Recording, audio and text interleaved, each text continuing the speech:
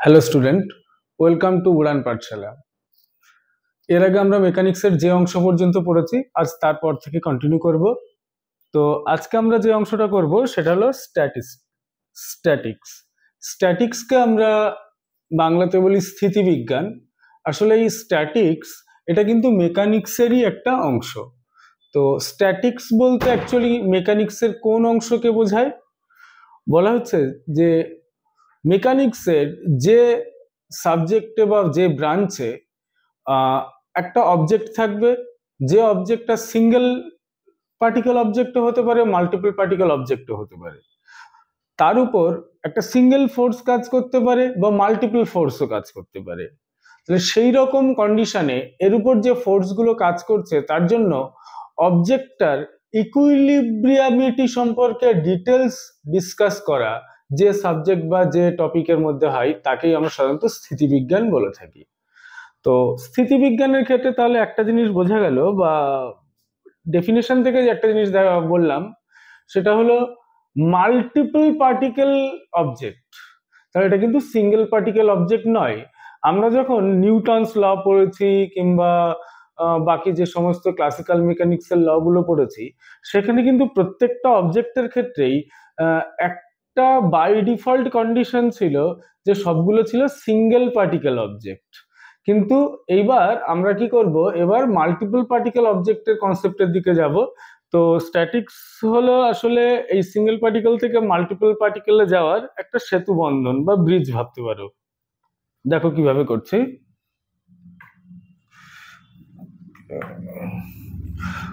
Statics পড়তে গেলে আমাদের প্রথমেই যেটা জানতে হবে সেটা হলো সেন্টার অফ মাস। এই সেন্টার অফ মাস মানে ভরকেন্দ্র।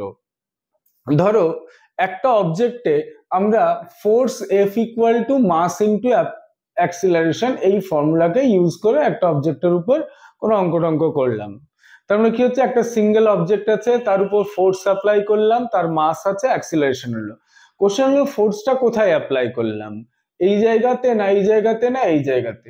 যদি এটা একটা সিঙ্গেল পার্টিকেল হয় তাহলে কোনো সমস্যা নেই, কিন্তু যদি এটা মাল্টিপল পার্টিকেল অবজেক্ট হয় তাহলে এক্ষেত্রে সমস্যা অবশ্যই আছে। যে জায়গাতে আমি ফোর্স অ্যাপ্লাই করছি তাহলে কি এই পয়েন্টে ফোর্স অ্যাপ্লাই করছি না, নিশ্চয়ই সমস্যাটা তৈরি হচ্ছে। তো এই সমস্যাটা সমাধান করার জন্য সেন্টার অফ মাস বা ভরকেন্দ্রের কনসেপ্ট আসে।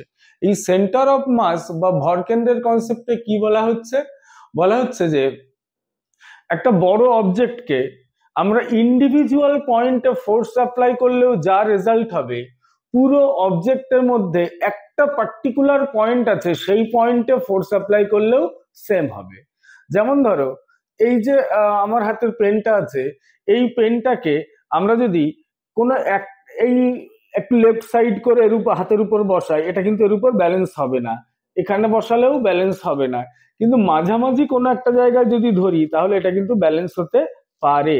তার মানে কি হচ্ছে, এই মাঝামাঝি জায়গাতেই আসলে এমন একটা পয়েন্ট, যে পয়েন্টে ফোর্স অ্যাপ্লাই করা মানে পুরো অবজেক্টটার উপর as a whole force apply করা বোঝায়।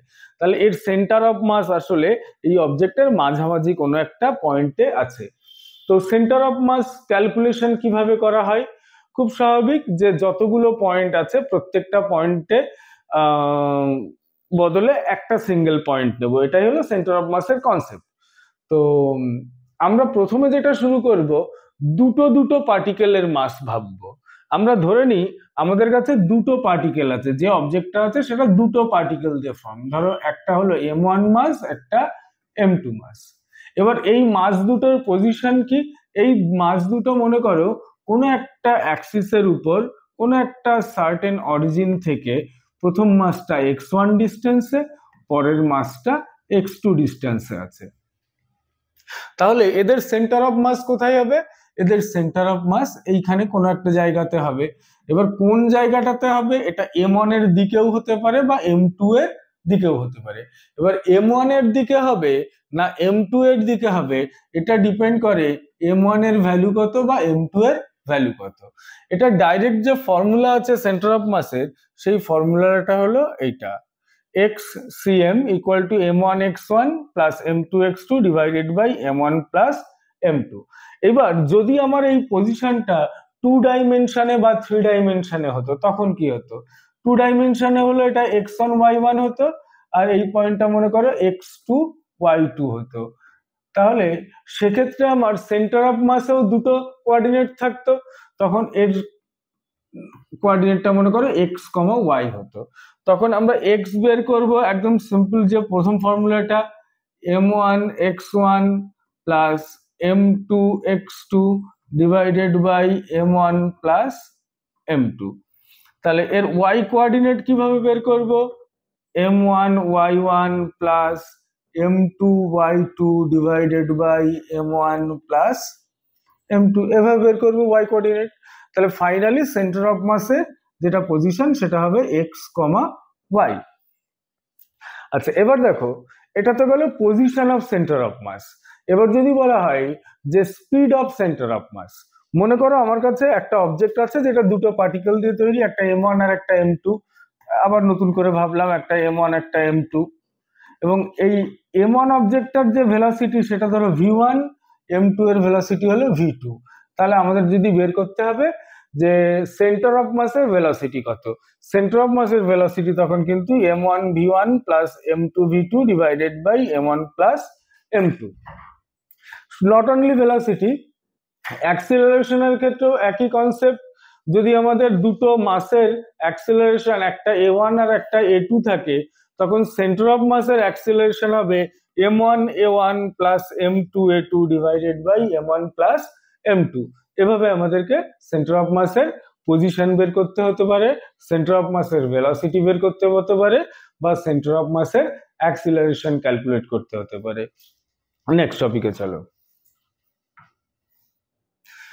এখানে একটা ছোট প্রবলেম আছে যেখান থেকে আমরা সেন্টার অফ মাস রিলেটেড যে সামস গুলো হয় সেগুলো দেখব। দেখো 6 এবং 2 এককের দুটি ভরের অবস্থান ভেক্টর যথাক্রমে দিস অ্যান্ড দিস, এদের ভর কেন্দ্রের স্থানাঙ্ক নির্ণয় করো। তো এখানে আমরা দুটো ভাবে অঙ্কটা করতে পারি। এক হলো প্রত্যেকটার পজিশন আলাদা আলাদা করে, পজিশন আলাদা মানে এটা 6, -7, 0, আর এটা 2, 5, -8, মানে x1 y1 z1 x2 y2 z2।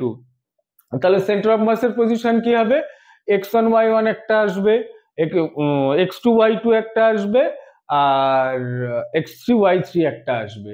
তো আমরা ওইভাবে না করে, যেহেতু এখানে ডাইরেক্ট আর দিয়ে মানে আই জে কে দিয়ে আছে, আমরা ডাইরেক্ট আই জে কে দিয়ে একটা ক্যালকুলেশনের রাস্তায় আসব।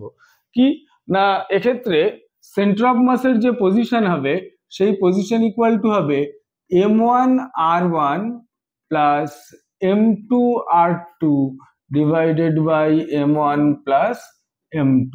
মানে আমরা কিন্তু এখানে এক্স ওয়াই জেড এরকম কোনো আলাদা ভাগ করলাম না, আমরা এখানে r1 আর r2 রেসপেক্টে করছি।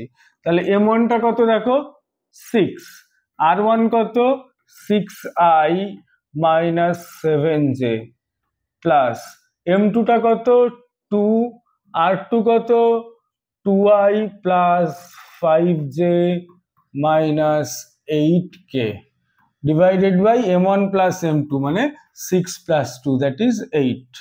তাহলে ওপরে কি আসলো 36i minus 42j plus 4i plus 10j minus 16k divided by 8।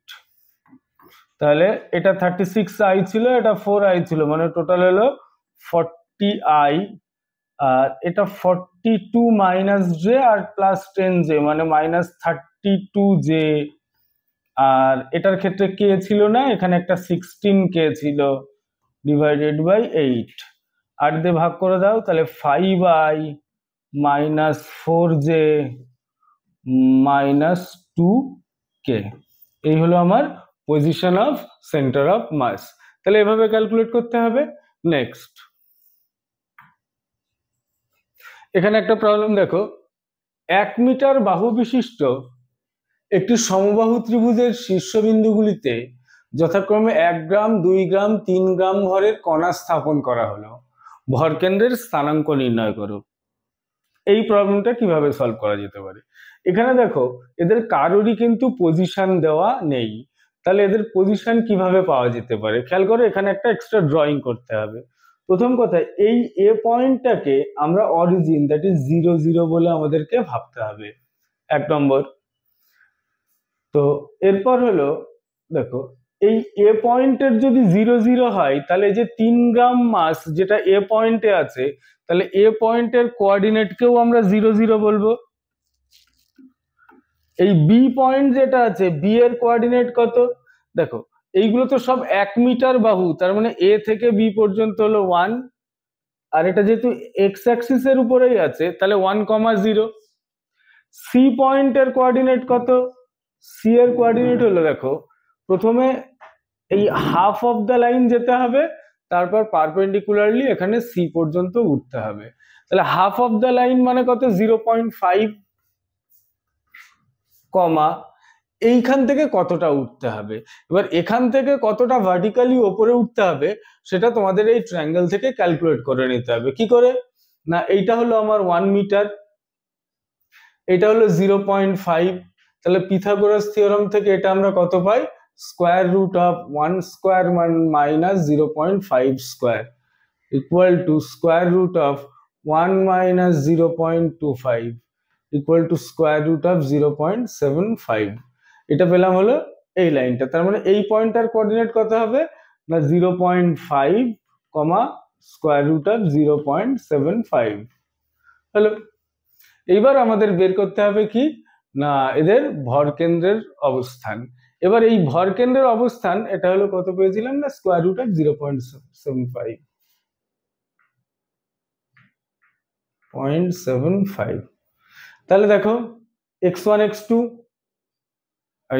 x1 y1 x2 y2 x3 y3, তাহলে এখান থেকে ফাইনালি ভরকেন্দ্রের যে পজিশন পাবো সেটা যদি x পজিশনটা বের করি, ইকুয়াল টু হবে m1 x1 plus m2 x2 plus m3 x3 divided by m1 plus m2 plus m3। এর আগে পর্যন্ত আমরা দুটো পার্টিকেলের মাস ভেবেছিলাম, তাই m1 x1 plus m2 x2 নিয়ে করেছিলাম। এখানে তিনটে ডিফারেন্ট পার্টিকেল আছে, সেজন্য m1 x1 plus m2 x2 plus m3 x3 divided by this. একই রকম ভাবে এখানকার y কোঅর্ডিনেটটা কিভাবে বের করব?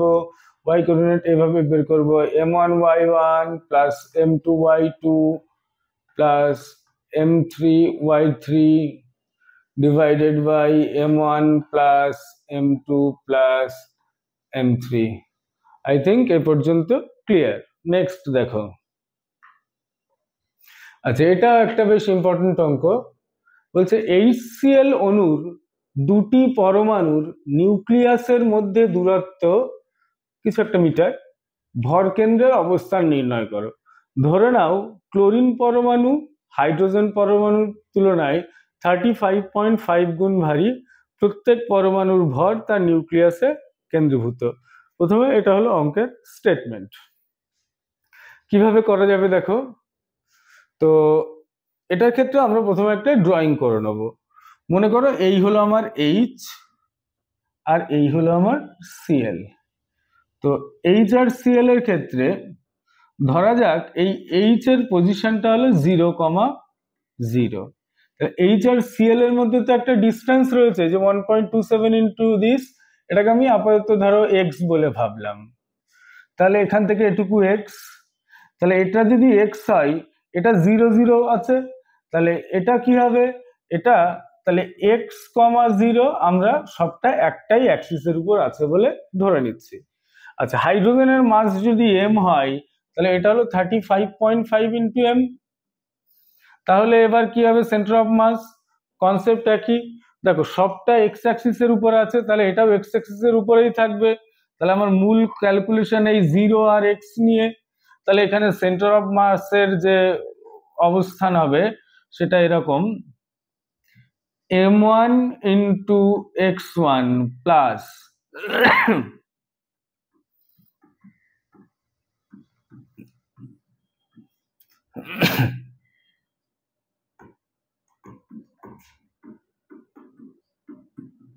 এই হলো। আচ্ছা এটা কাটলাম, মানে এটা 0 হয়ে গেল।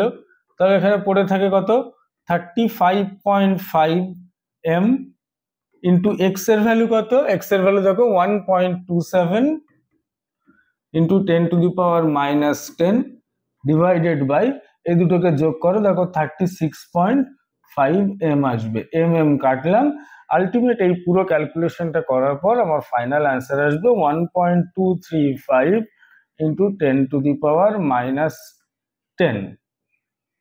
এবার দেখো এই অঙ্কটার ক্ষেত্রে এই যে এইচ এবং সিএল দিয়ে বা HCl দিয়ে যে সেন্টার অফ মাস বা ভরকেন্দ্রের অবস্থান নির্ণয় করতে হয়, এই অঙ্কটা বহু কম্পিটিটিভ এক্সামে আসতে দেখা গেছে। তো সেক্ষেত্রে তোমরা ক্যালকুলেশন প্রসিডিওরটাও মাথায় রাখতে পারো, অথবা সম্ভব হলে ডাইরেক্ট আনসারটাকেও 2-4 বার একটু চোখে দেখার চেষ্টা করবে, যাতে অপশন দেখে যদি চিনতে পারো তাহলে আর সময় নষ্ট হবে না।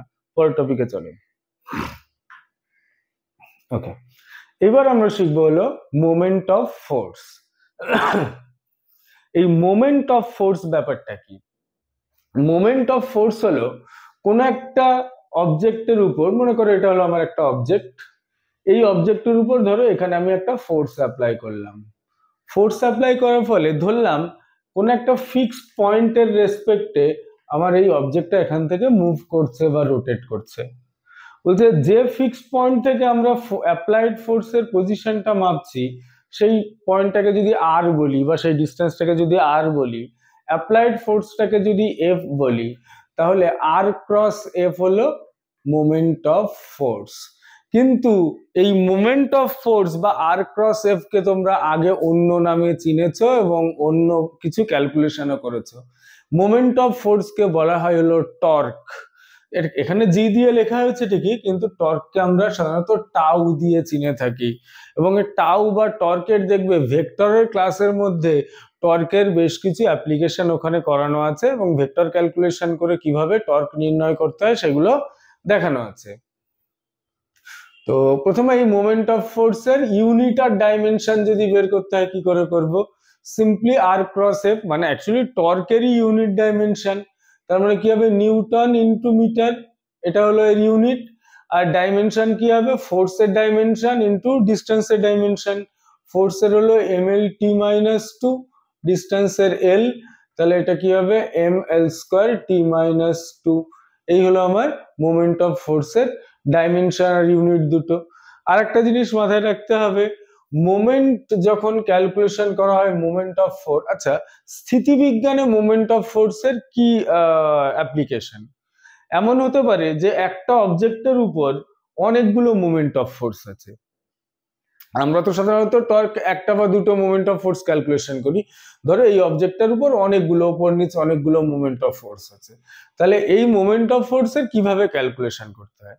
বলছে কোনো একটা পার্টিকুলার পয়েন্টের রেসপেক্টে এখানে আমরা প্রথমে সবকটা মোমেন্ট অফ ফোর্স ক্যালকুলেট করব। করার পর এবার বুঝতেই পারছো একটা দিকে পজিটিভ হলে একটা দিক নেগেটিভ হবে, যে পয়েন্টের রেসপেক্টে ক্যালকুলেশন করব। এবার ফাইনালি যে টোটাল মোমেন্ট অফ ফোর্সটা আসবে, সেই মোমেন্ট অফ ফোর্সটা যদি পজিটিভ আসে তাহলে আমাদের ধরে নিতে হবে, মানে ধরে নিতে হবে না, এটাই ফ্যাক্ট, যে আমাদের অবজেক্টটা অ্যান্টি ক্লকওয়াইজ ঘুরবে। আর যদি মোমেন্ট অফ ফোর্সটা নেগেটিভ আসে তাহলে ওটা ক্লকওয়াইজ ঘুরবে। আর যদি মোমেন্ট অফ ফোর্সটা পজিটিভ বা নেগেটিভ কোনো কিছুই না আসে, মানে 0 আসে, তাহলে কোন দিকে ঘুরবে? অ্যান্টি ক্লকওয়াইজও না ক্লকওয়াইজও না, তখন অ্যাকচুয়ালি অবজেক্টটা ঘুরবেও না।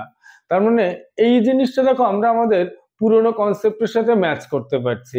কিরকম পুরোনো কনসেপ্টের সাথে ম্যাচ করতে পারছি না, টর্ক কোনো অবজেক্টের উপর যদি কাজ না করে তাহলে সেই অবজেক্টের রোটেশন বা রেভলিউশন কোনো কিছুই হবে না।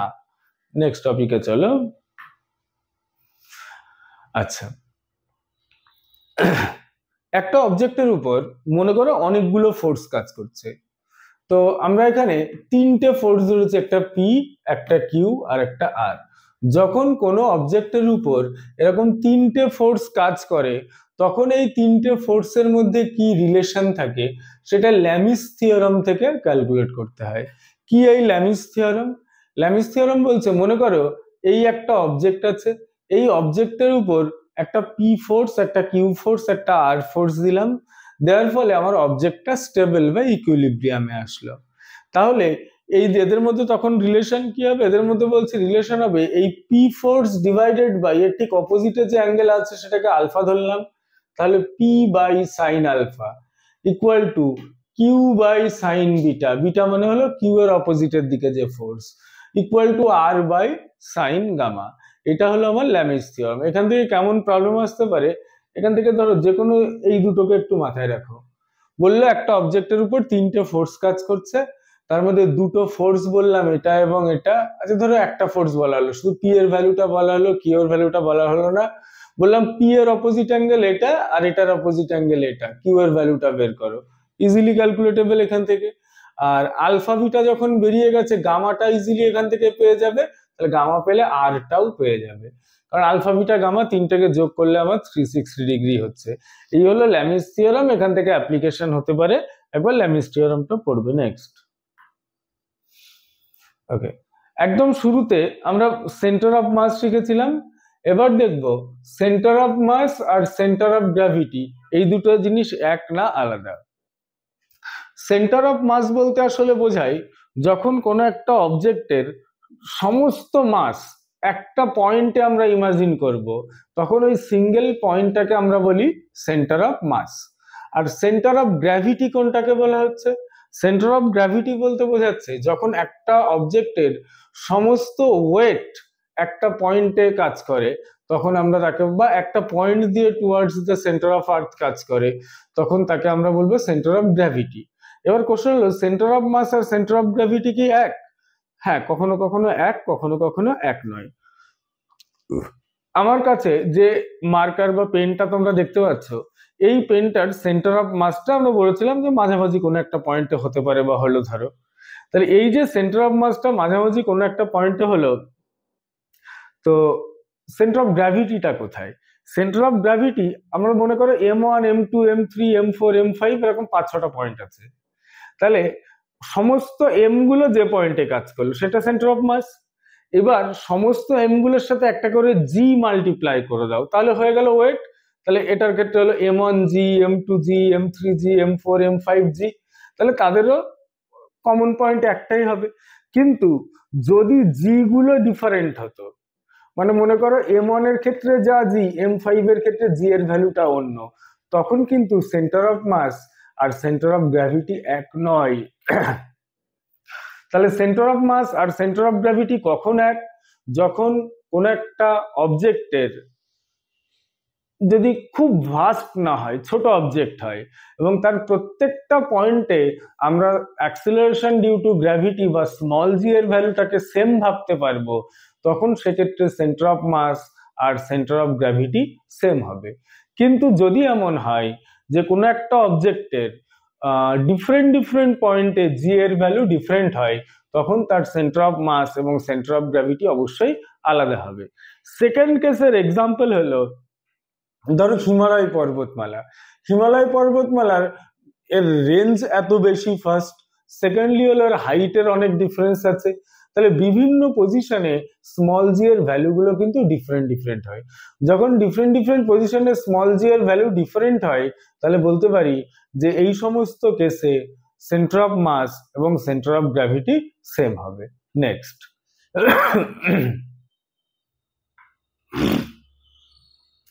এরপর যেটা দেখছিলাম যে ইকুইলিব্রিয়ামিটি, যে একটা অবজেক্টের উপর আমাদের তো স্থিতিবিজ্ঞান পড়ার মূল উদ্দেশ্যই হলো যখন মাল্টিপল ফোর্স কাজ করে তখন বিভিন্ন ফোর্সের জন্য আমার অবজেক্টটা ঠিক কতটা ইকুইলিব্রিয়াম। বেসিক্যালি 3 রকমের ইকুইলিব্রিয়াবিলিটি হয়: স্টেবল ইকুইলিব্রিয়াম, আনস্টেবল ইকুইলিব্রিয়াম আর নিউট্রাল ইকুইলিব্রিয়াম। আমি একটা একটা করে প্রথমে বলি। দেখো, এটাকে বলা হচ্ছে সুস্থির বা স্টেবল ইকুইলিব্রিয়াম, এটাকে বলে অস্থির বা আনস্টেবল ইকুইলিব্রিয়াম, এটাকে নিরপেক্ষ বা নিউট্রাল ইকুইলিব্রিয়াম বলা হয়। তো প্রথমে স্টেবল ইকুইলিব্রিয়াম বা সুস্থির নিরপেক্ষতা কি, দেখো এই কি বলে সাম্য কি। তো স্টেবল ইকুইলিব্রিয়াম বা সুস্থির সাম্য একটা এক্সাম্পল বলছে বুকস অন আ টেবিল। তো মনে করো একটা টেবিলের উপর একটা বই রাখা হয়েছে, আমরা যদি বইয়ের যে কোনো একটা সাইড একটু উঁচু করে আবার ছেড়ে দিই, তাহলে কি দেখতে পাবো? ওটা আবার ওর পুরোনো অবস্থায় এসে স্টেবল হয়ে গেছে। তো এটাকে বলা হচ্ছে স্টেবল ইকুইলিব্রিয়াম। আনস্টেবল ইকুইলিব্রিয়াম কি? মনে করো এই আমার হাতের উপরে এই মার্কারটা আছে, ঠিক এই অবস্থায় ধর কোনো না কোনো ভাবে একে দাঁড় করিয়ে রেখেছি বা একটা টেবিলের উপরে দাঁড় করিয়ে রেখেছি, তাহলে এটাকে বলতে পারি কোনো রকমের ইকুইলিব্রিয়াম আছে। এবার কি করলাম, এটাকে আমরা হালকা একটু নাড়িয়ে দিলাম। যখন টেবিলের উপরে একটা পেন্সিল আছে ইকুইলিব্রিয়াম অবস্থায়, একটু নাড়িয়ে দিলে ও কিন্তু আবার ওই পুরোনো অবস্থায় ইকুইলিব্রিয়াম নেই, এখন কি হচ্ছে, একটা নতুন পজিশন নিয়ে ইকুইলিব্রিয়াম হয়েছে। তাহলে যখন কেউ নতুন পজিশন সেট করে ইকুইলিব্রিয়াম হয় তখন তাকে বলে আনস্টেবল ইকুইলিব্রিয়াম, যেমন একটা পেন্সিলের এক্সাম্পলটা বললাম। এবার হলো নিউট্রাল ইকুইলিব্রিয়াম। এই নিউট্রাল ইকুইলিব্রিয়াম মানে হলো, এটার এক্সাম্পল হলো একটা কোণ বা শঙ্কু। মনে করো একটা সারফেসের উপর একটা কোণ বা শঙ্কু রাখা আছে, আমি ওটাকে ঠিক যতটুকু নাড়াবো ও ঠিক ততটুকু নড়েই সেখানে ইকুইলিব্রিয়াম হয়ে যাবে। তাহলে এইগুলোকে বলা হচ্ছে নিউট্রাল বা নিরপেক্ষ সাম্য। নেক্সট দেখো, এই সাম্য বা ইকুইলিব্রিয়ামলিটির সাথে সেন্টার অফ গ্র্যাভিটির কোনো সম্পর্ক আছে কি নেই? অবশ্যই আছে। দেখবে কিছু কিছু খেলনা আছে যে খেলনাগুলোতে খুব ভারী পার্টস গুলো নিচের দিকে থাকে। এর কারণ হলো ভারী পার্টস যত নিচেই থাকবে তো সেইগুলোতে পজিশন অফ সেন্টার অফ গ্র্যাভিটিও তত নিচেই থাকছে। সেন্টার অফ গ্র্যাভিটি যত নিচেই তত তার ইকুইলিব্রিয়াম হওয়ার চান্সেসও বেশি। শুধু খেলনাই নয়, বিভিন্ন আমাদের প্র্যাকটিক্যাল লাইফ অ্যাপ্লিকেশন গুলো, যেমন একটা এক্সাম্পল বলা যাক যে ধরো জাহাজের ক্ষেত্রে কি হয় যে যত ভারী জিনিসপত্র সব জাহাজের এই বটম সাইডটাতে রাখা হয়। এই বটম সাইডটাতে রাখার সুবিধাটা কি? বটম সাইড থেকে রাখার সুবিধা হলো বটম সাইডে সব ভারী জিনিস গেলে সেন্টার অফ গ্র্যাভিটিটাও নিচে চলে আসবে, তাহলে ইকুইলিব্রিয়ামলিটি বেশি হয়। এবার কি হচ্ছে, যখন কোনো ফ্লোটিং অবজেক্টের ক্ষেত্রে হয়, ফ্লোটিং অবজেক্টের ক্ষেত্রে সেন্টার অফ গ্র্যাভিটির সাথে সাথে একটা মেটা সেন্টারেরও কনসেপ্ট থাকে। তো মেটা সেন্টারের কনসেপ্ট হাইড্রোস্ট্যাটিক্স পড়ানোর সময় সেখানে বলা হবে। এখন শুধু তোমাদের মনে রাখতে হবে কোনো অবজেক্টের সেন্টার অফ গ্র্যাভিটি যত নিচের দিকে থাকবে তত তার চান্সেস অফ ইকুইলিব্রিয়ামিটি বেশি হবে। নেক্সট টপিকে চলো। এবার আমরা পড়বো মোমেন্ট অফ ইনার্শিয়া। আচ্ছা, মোমেন্ট অফ ইনার্শিয়া ব্যাপারটা কি বলি, যখন লিনিয়ার মোশন পড়েছি, লিনিয়ার মোশনে এম মানে কি?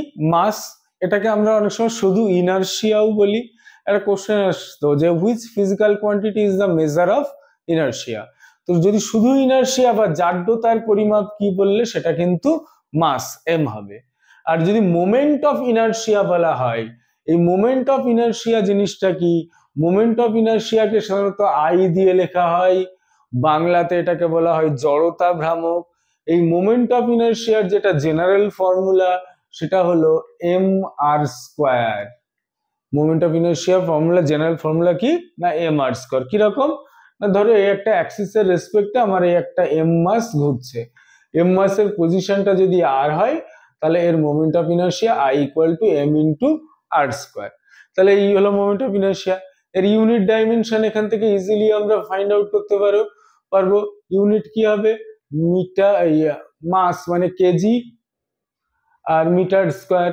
আচ্ছা, ডাইমেনশন কি হবে? মাস মানে ভর, ভরের হলো এম, আর আর স্কোয়ার মানে এল স্কোয়ার। এটা হলো কি আমার ডাইমেনশন। তাহলে moment of inertia unit dimension, সহজ কনসেপ্ট।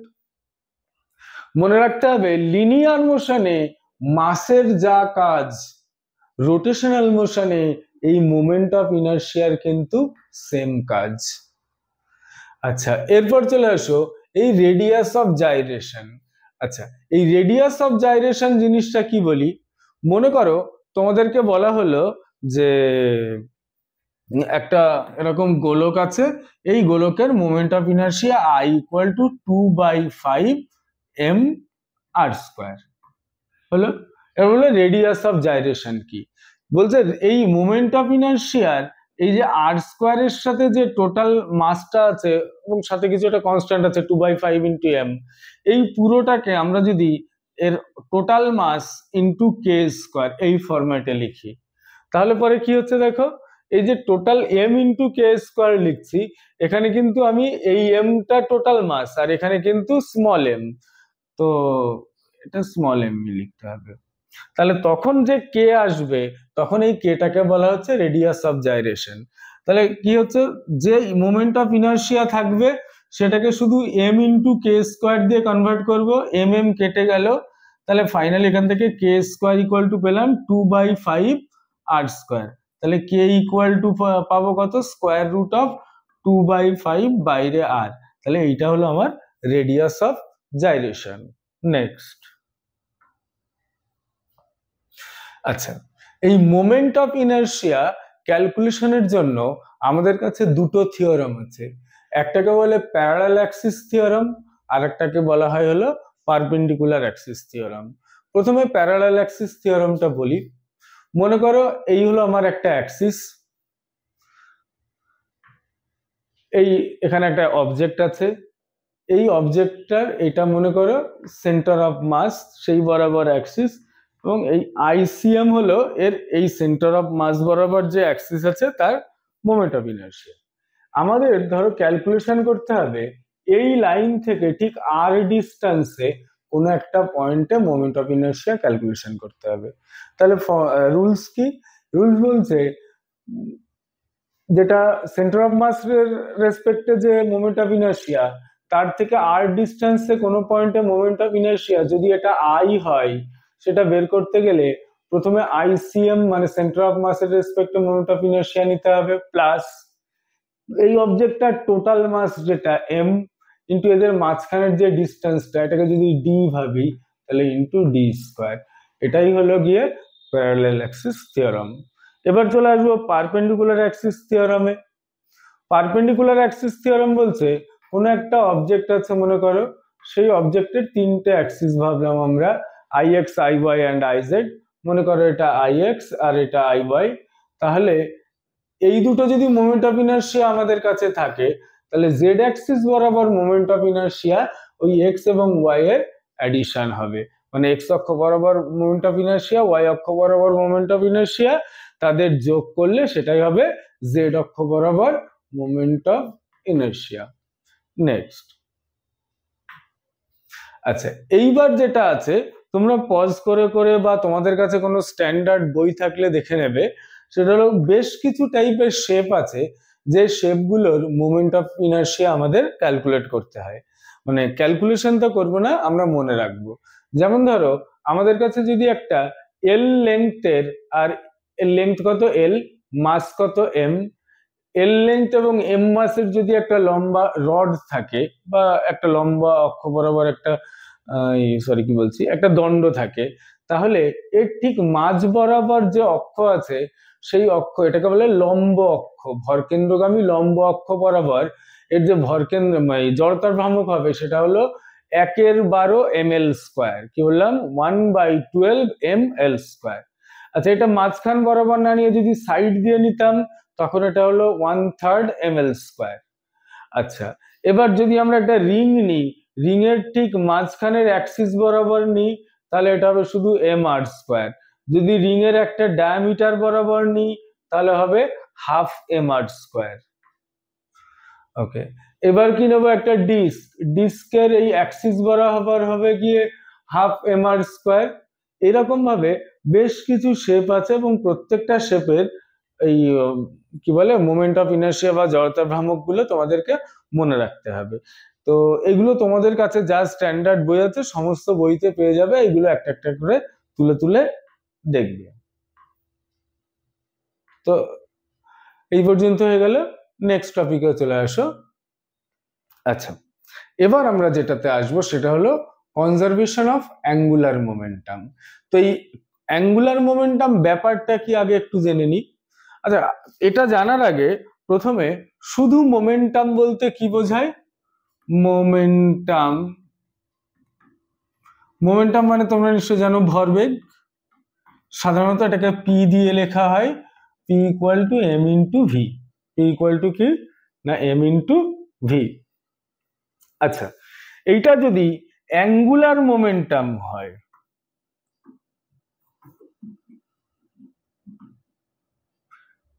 এই অ্যাঙ্গুলার মোমেন্টাম মানে হলো কৌণিক ভরবেগ। এটাকে সাধারণত এল দিয়ে লেখা হয়। বুঝতেই পারছো এই শুধু মোমেন্টাম হলো একমাত্রিক গতির ক্ষেত্রে বা লিনিয়ার মোশনের ক্ষেত্রে, আর অ্যাঙ্গুলার মোমেন্টাম হলো রোটেশনাল মোশনের ক্ষেত্রে।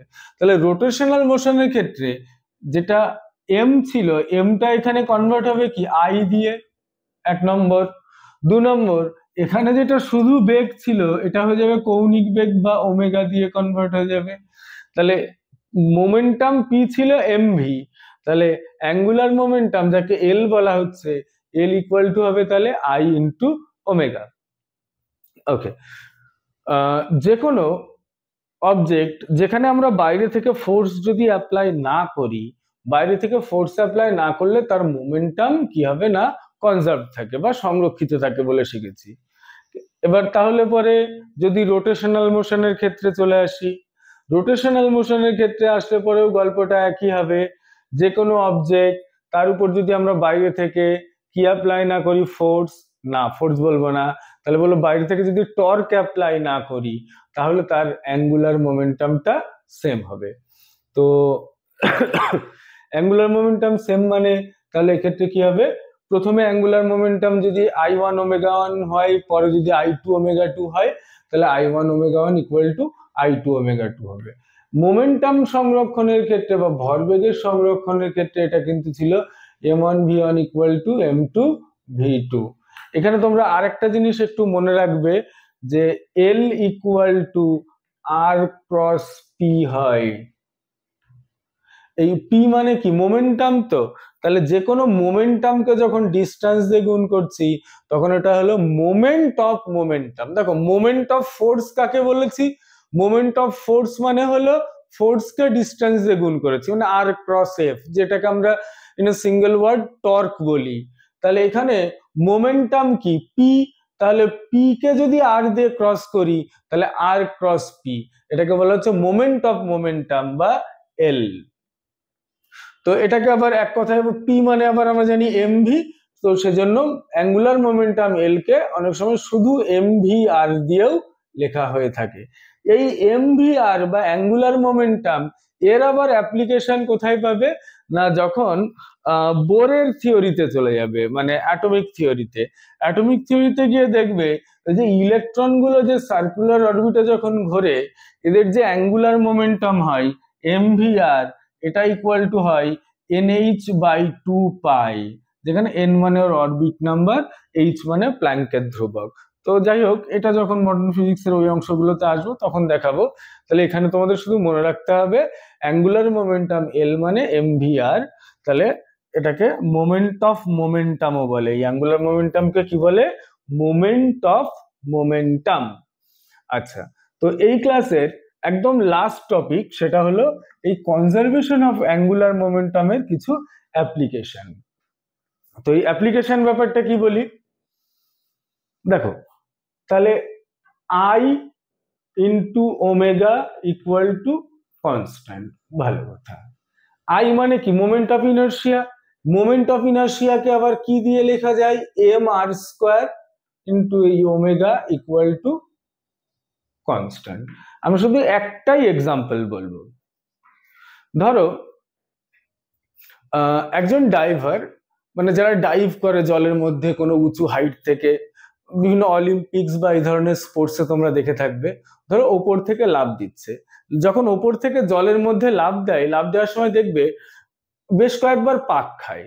এই যে বেশ কয়েকবার পাক খায় এটা কিন্তু সম্পূর্ণ ওদের নিয়ন্ত্রণে থাকে। প্রশ্ন হলো ওরা এই নিয়ন্ত্রণটা কিভাবে আনে, ওরা এই নিয়ন্ত্রণটা আনে কিভাবে না ওদের বডি শেপকে চেঞ্জ করে। ওরা কি করে, ওদের বডি শেপটাকে ওরা যত ওদের বডিটাকে গুটিয়ে নেবে তাহলে তত কি হচ্ছে ওর আর এর ভ্যালুটা কমে যাবে। যত কি করে বললাম না বডি শেপটাকে গুটিয়ে ফেলবে তাহলে আর এর ভ্যালুটা তত কমে গেল।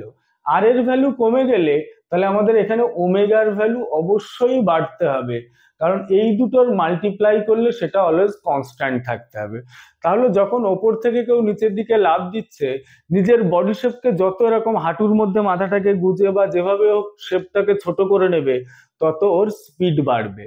একই রকম ভাবে যারা স্কেটিং করে দেখবে, স্কেটিং করার সময় এই যে হাত দুটোকে ছড়িয়ে থাকে, এই হাত দুটোকে ছড়িয়ে রাখছে বা হাত দুটোকে কাছে আনছে, এটার উপরেও কিন্তু এদের ঘোরার স্পিড নির্ভর করে বা অ্যাঙ্গুলার স্পিডটা ডিপেন্ড করে। কিরকম ভাবে, এরা যদি হাতটাকে ছড়িয়ে থাকে তাহলে সেক্ষেত্রে আর এর ভ্যালুটা বেশি, তখন ওমেগা কম। হাতটাকে যদি কাছে নিয়ে চলে আসে তখন আর এর ভ্যালুটা কমে গেল, তখন অবশ্যই ওমেগাটা বাড়বে। কারণ এই দুটোকে মাল্টিপ্লাই করলে ফাইনালি আমার এই ফর্মুলাটাতে একটা কনস্ট্যান্ট টার্ম আসবে। তো এই অংশটা এই পর্যন্তই। নেক্সট একটা লাস্ট প্রবলেম আছে, দেখো। যদি পৃথিবীর ব্যাসার্ধ 0.5% কমে যায় তাহলে দিনের দৈর্ঘ্যের কত পরিবর্তন হবে? এটা যে কোনো স্ট্যান্ডার্ড বই থেকে পেয়ে যাবে। পরে আমরা যখন ডাউট ক্লিয়ারিং ক্লাসে হবে তখন তোমরা যদি এটা এখান থেকে না সলভ করতে পারো তাহলে সেখান থেকে তোমাদের দেখিয়ে দেওয়া হবে। তো আজকে এই পর্যন্ত এই ক্লাসটাই।